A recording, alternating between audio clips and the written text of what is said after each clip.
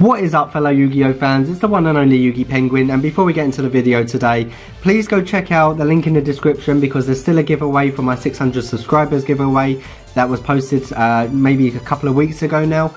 All you have to do is just click on the video, leave a like and leave a comment on what you like about my videos and what you like about my channel.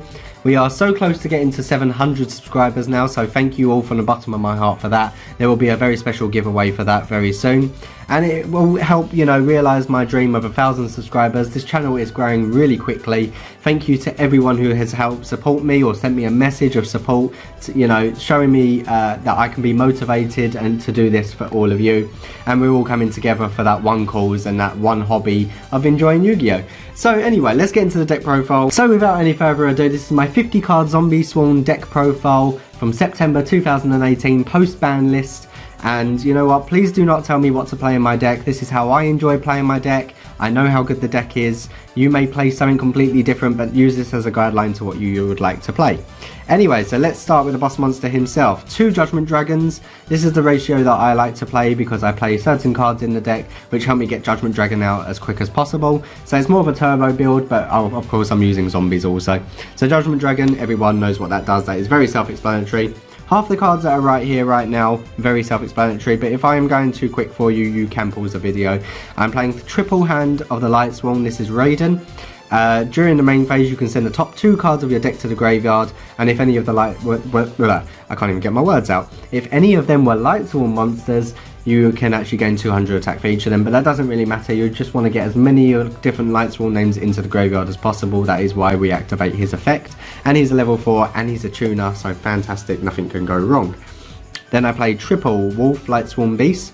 The only way you can bring this card out is to special summon him when he hits the graveyard from the deck. So you can use Foolish Burial, you can use Curious the Lightsworn Dominion, any monster effects that mill him from the deck to the graveyard. You've got a great card right here. It's a free 2100 attacker, and you can go into your extended extra deck plays. Then I'm playing double Lumina Lightsworn Summoner. The problem with this card is I would actually like to play it at 3, so I feel like it's such a good card because it can unbrick your decks and your hand, so I'd rather play her at 3, so you could always up her to 3. I play double Felice Lightsworn Archer. So just like Wolf Lightsworn Beast, she cannot be normal summoned or set and must be special summoned by a card effect, and if this card is sent from your deck to the graveyard by a monster effect, so it's a little bit different, you can't use Foolish Burial. So cards like Curious the Lightsworn Dominion, or if you've used one of the Lightsworn effects from the end phase, if she's bounced into the graveyard you can special summon her, and she's really good because you can actually tribute herself to destroy a problematic monster on the board. Then I play the 1 Lila Lightsworn Sorceress. Her effect is you can actually target 1 spell trap card your opponent controls. You switch her position, which doesn't really matter because you can use her for your Xyz plays, and then you destroy the spell trap card on the field. Such a good card. I may take this card out for the 3rd other Lumina Lightsworn Summoner, but this is Lumina the Twilightsworn Shaman, and you can actually banish 1 Lightsworn monster to target another Lightsworn monster in your banish zone to special summon it. So if you've lost those kind of cards that you need, this card actually can help revive them. Then we move on to the zombie engine. This is the ratio that I actually play. I'm playing the 1 Gazuki right now. I play the triple Shiranui Solitaire. It's basically like your 1 turn Cyframe Lord Omega. Then I'm playing double Mizuki. Almost forgot about the second one there. Double Mizuki because he's not even once per turn. So if this card is milled to the graveyard with your Lightsworn effects also, you can banish this card and then target a zombie type monster in your graveyard to special summon it. You know, you're swarming the board so much with this deck. It's so good. I love it so much. This is why I've started playing it again. Then I have the 2 Uni Zombies. Such a good card also because, like I said, you can actually increase its level by 1. It's a tuner monster. If you have any other level 4s on the field, it's straight up extra deck synchro plays for days. Then we play the 1 Shiranui Spirit Master because we have Fairy Tale Snow in this deck. So once this card is banished, you have a use for it by targeting 1 face-up card your opponent controls and you can destroy it. So that's the zombie engine that I'm running. Then, like I just suggested, Fairy Tale Snow. Best common in the game apart from Called by the Grave. Fairy Tale Snow at 3 is more than enough, more than essential. You really do need to run this card in the deck. It is what makes Lightsworns and Zombiesworns so fearsome against other players, because you know you can banish 7 cards, but depending on the 7 cards that you banish, there's so many things you can do and combos. You can just go off with this deck and you can make a really good board just with Fairy Tale Snow. She's not even once per turn. You can flip one of your opponent's monsters face down defense, stops all their effects, stops their link plays. It's so good. I really do recommend that you run that. Obviously, I'm not running the Brilliant engine. If you want to run Brilliant engine, then obviously the 3 Brilliant Fusions, the Gem Knight Seraphonite in your extra deck. You can use Gem Knight Lazuli, which is a good card, or Gem Knight Garnet, and you can, get another normal summon that turn. I, for one, am just not running it. I don't really need it.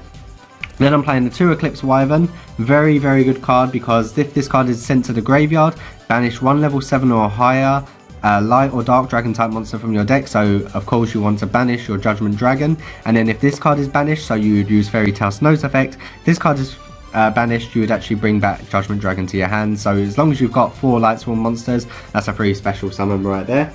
I'm only running 2 of the performance cards now.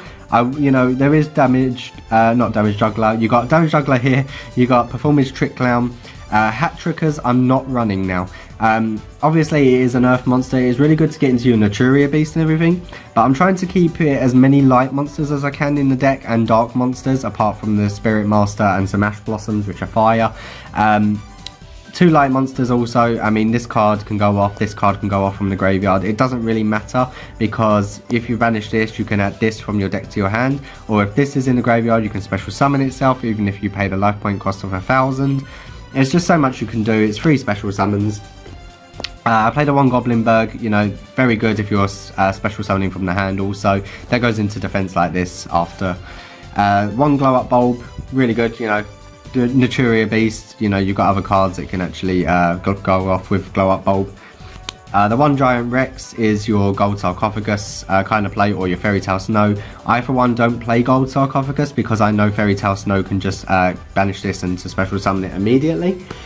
Then I play the 1 Electromagnetic Turtle. That is my spicy tech of the deck. That is the only card that is spicy in this deck, really. This card can be milled to the graveyard at any time. You can actually use Lumina's effect to discard it, and you've got to end the battle phase basically with this card. Very good card. It gets you out of problematic situations. And then last but not least, I run 2 Ghost Ogre Snow Rabbit, and I run the 2 Ash Blossom Joyous Spring. Self-explanatory in the meta today. Best cards, best counter cards, I personally think, in my opinion. Then we move on to the spell cards. We are running triple Charge of the Light Brigade.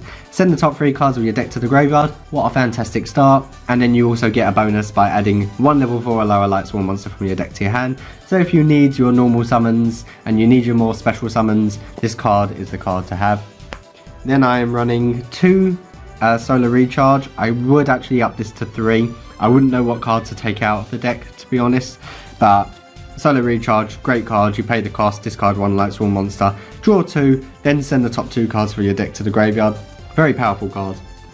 Then we have the 1 Foolish Burial. That is your Wolf Lightsworn Beast target. 1 Called by the Grave for the time being. I know we have just gone to semi-limited on Called by the Grave, but I kind of side deck this as an option also. I only run the oh my god, I can't even say run the 1 Called by the Grave, the 1 Rota, 1 Monster Reborn, 1 Soul Charge.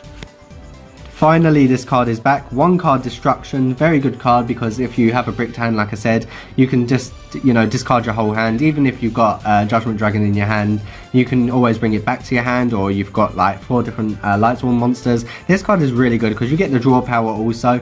But card Destruction, I'm so glad that's back. And then finally, to round off the deck, is Raigeki. So let's go straight into the extra deck. This is what I enjoy playing for the extra deck. The 1 Sayuja Skuldred, the 1 Curious Lightsworn Dominion, 1 Decode Talker, 1 Hip, it's Hippo Shinigami, 1 Proxy Dragon, which I would actually take out for a Nightmare Phoenix, or a couple of these cards you can take out for Nightmare Phoenix, Cerberus, Unicorn, the whole Nightmare package. For my XEs, 1 Minerva, 2 Minervas, apologies for that, 2 Minervas, I sometimes forget what I'm playing. The 1 Buchinki Amaterasu, that will revive your banished monsters. The 1 Tornado Dragon, that's for your spells and traps. and the one Castell, the Sky Blaster. You know, if you need to flip a card face down, it book and moons your opponent, or you can detach 2, and that will actually target one face-up card on the field and shuffle it back into the deck. Not much your opponent can really do about that, apart from the word target, which is really annoying these days. Synchro cards, I play the 1 Naturia Beast. One of the best cards, hands down, for Light Spawns also, because you're sending the top 2 cards from your deck to the graveyard, and you're stopping spell cards, so it goes against pretty much anything in this current format. Unfortunately, I was running 2 Psyframe Lord Omegas, but once the ban list just hit, you can only run the 1 Psyframe Lord Omega, but it is recyclable when it's sent to the graveyard anyway. I play the 1 Michael Archfiend Lightsworn, you know, good for banishing cards by paying 1,000 life points.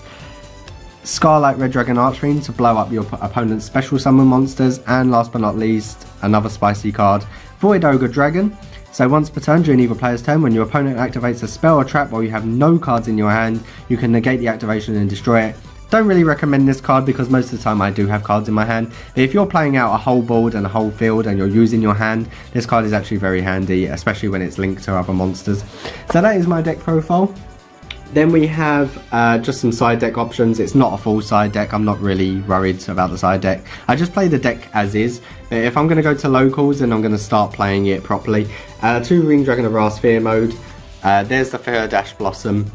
2 Droll and Lockbirds against your Trickstar kind of players. 1 Upstart Goblin, which I may take a couple of cards out and replace it for, because Upstart Goblin is amazing. And the same with Double Twin Twisters. That is the last 2 cards in my deck.